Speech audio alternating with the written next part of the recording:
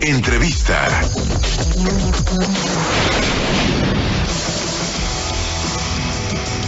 Fíjese que uno de los temas importantes que se han estado debatiendo, no solamente en los últimos días, sino ya desde hace algunos meses, ha sido el tema de la autonomía del Banco de México.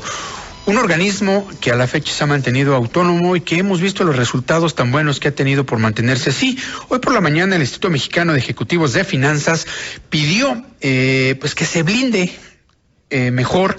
el manejo monetario de los vaivenes electorales y los intereses políticos. Y es que recordará que hace unos días, en una de las conferencias mañaneras, un reportero extranjero, si no mal recuerdo, Estados Unidos, le preguntaba al presidente de México, Andrés Manuel López Obrador, sobre el tema de pues si Alejandro Díaz de León, el actual gobernador del Banco de México, sería reelegido para seguir ocupando el cargo de gobernador por unos años más, a lo que dijo que no.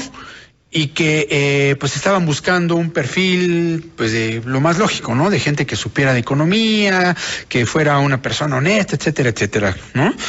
Lo cierto es que al haber comentado esto el presidente Andrés Manuel López Obrador en esta mañanera, pues comenzó a originar nuevamente un debate sobre la autonomía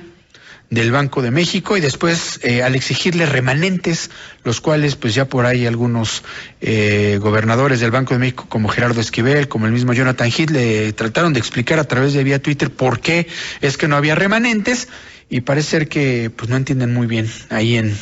el Palacio de Gobierno cómo funciona el tema de estos remanentes, y lo peor es que al parecer no haya alguien de ahí de Hacienda o de alguien que le informe al presidente cómo opera este tema de los remanentes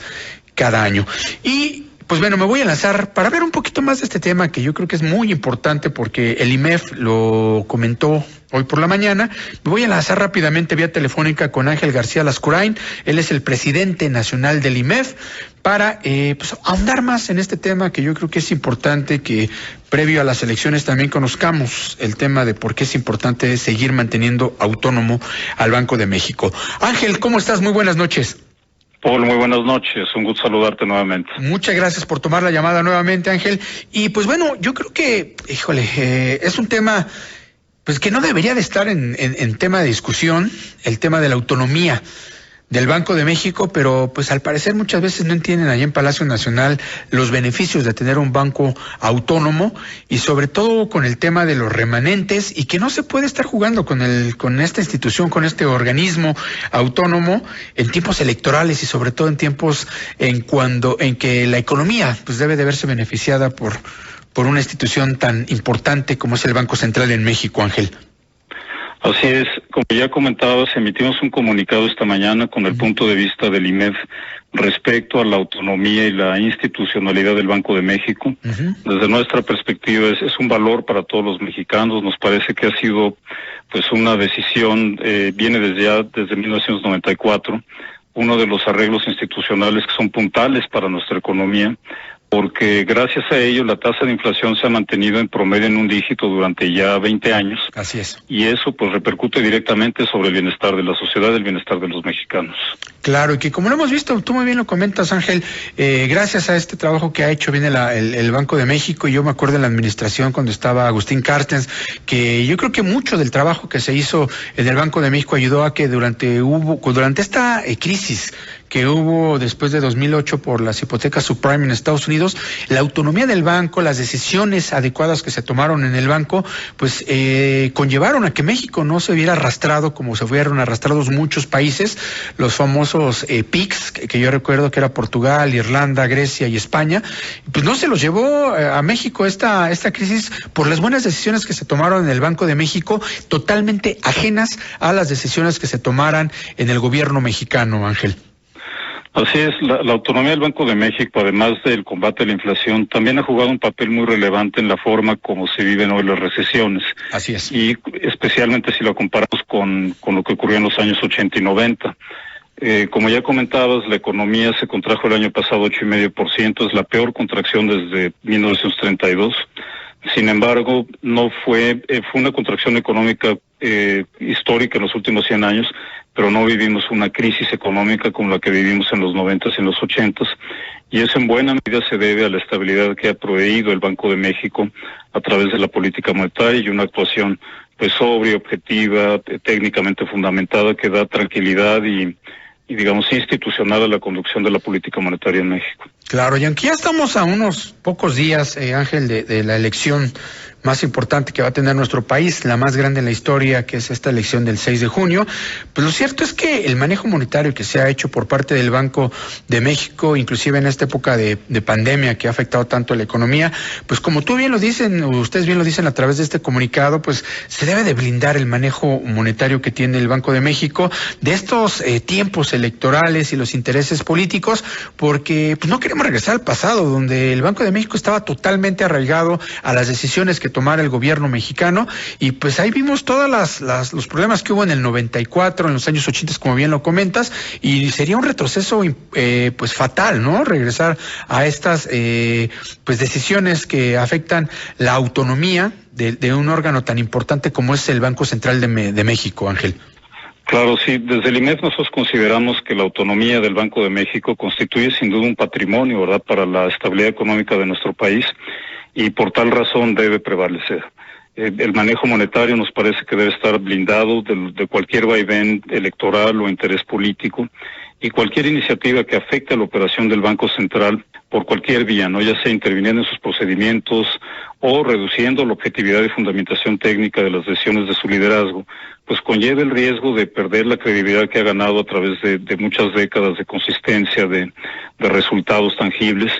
y ello tendría pues un impacto negativo profundo sobre el entorno en general para promover la inversión y sobre la estabilidad macroeconómica del país. Exactamente, yo creo que uno de los temas que acabas de tocar muy importantes es los dos, el tema de la estabilidad macroeconómica, que como bien lo dices, por varios años ha ayudado a que la inflación no se dispare a estos niveles tan fuertes que teníamos allá por los años 90, y principalmente yo creo que uno de los temas que más le hace falta a nuestro país en estos momentos, Ángel, que es el tema de la inversión. Un impacto negativo tendría el profundo, inclusive como ustedes lo comentan, el no promover la inversión, el que se dé una mala señal a los mercados de que la autonomía del Banco de México se está perdiendo, porque yo creo que si algo ha permitido que la inversión llegue fuerte en los últimos años a nuestro país, ha sido esta autonomía que tiene el Banco Central en nuestro país, Ángel. Sí, porque provee elementos de certidumbre, provee institucional a la gestión de la política económica, específicamente de la política monetaria. Y bueno, México ya ha sufrido el impacto de una inversión deprimida, no solamente producto de la recesión del año pasado, sino de las condiciones que ya prevalecían previos al impacto de la pandemia y que continúan presentes. Nos parece que no puede haber modelo de desarrollo para el país en el mediano plazo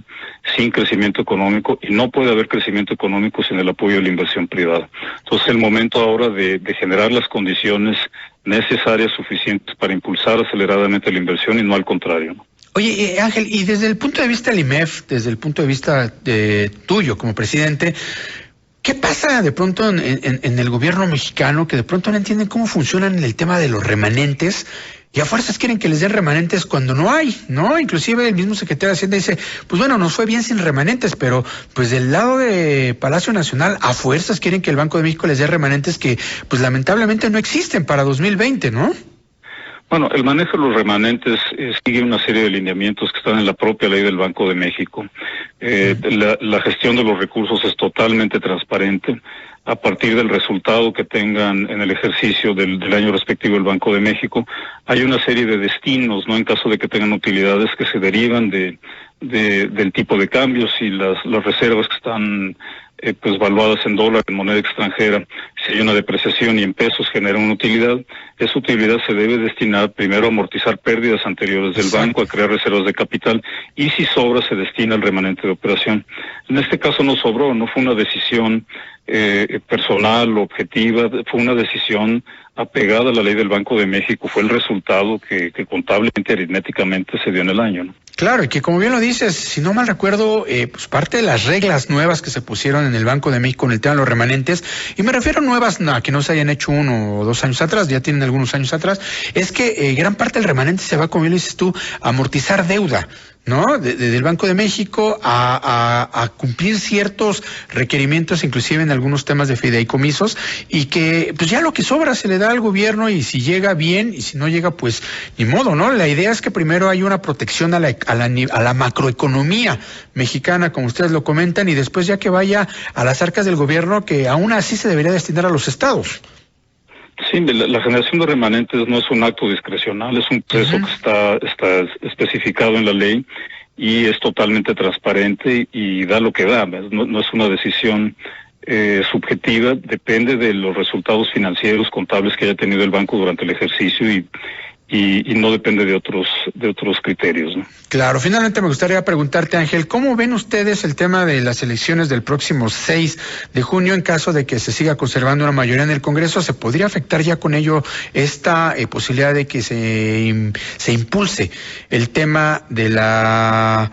de que se le quite la autonomía a un instituto tan importante como es el Banco Central? ¿Te parece si antes de que me contestes nos vamos rápidamente a un corte, pero regresamos a platicar de este tema, Ángel? Claro que sí. ¿Sí? Pues bueno, nos vamos a ir rápidamente a un corte, pero ahí está la pregunta. ¿Qué va a pasar desde la expectativa del IMEF y por supuesto de su presidente nacional, Ángel García Lascurain, si las votaciones después del 6 de junio, el partido en el poder sigue teniendo la mayoría en el Congreso? ¿Se podría ver afectada o se podría realmente crear una ley que vulnerara la autonomía del Banco Central Mexicano? Después del corte regresamos a platicar de este tema.